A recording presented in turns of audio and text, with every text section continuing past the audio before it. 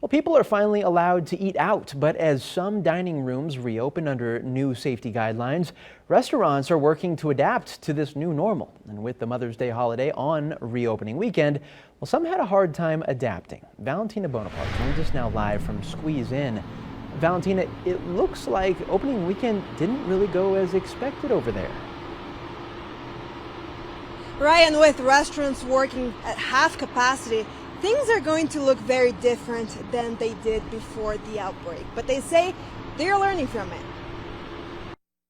Already making adjustments to our online ordering system so that we can put some caps on orders, we can better direct that flow, understanding better our reservation system and how we can handle that into the future, and really looking at how we can support the community and our associates. Those are all lessons taken after a weekend of learning. When we walked into our doors yesterday morning, we literally had hundreds of orders piled up at each location. The level of volume we wouldn't even be able to handle on a normal day. After almost 2 months of waiting, people could finally dine in at their favorite spots.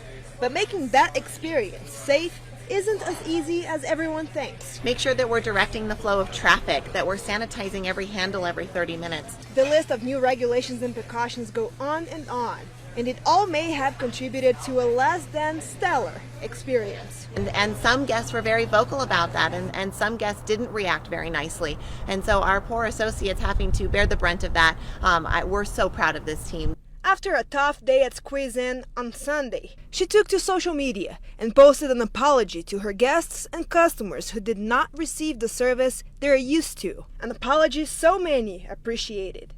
I believe that people are out there doing their best to follow standards and to still be as good as they always were, and just patience and kindness goes a long way.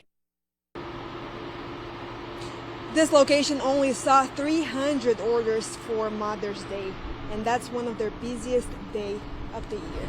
Covering the story, Valentina Bonaparte, 2 News. Wow, that's incredible. And you have to think as this continues, these restaurants will get into the swing of things. And be sure to stay with 2 News for continuing coverage of the coronavirus pandemic on the air and on our news app. You can also stay up to date anytime by clicking the coronavirus button.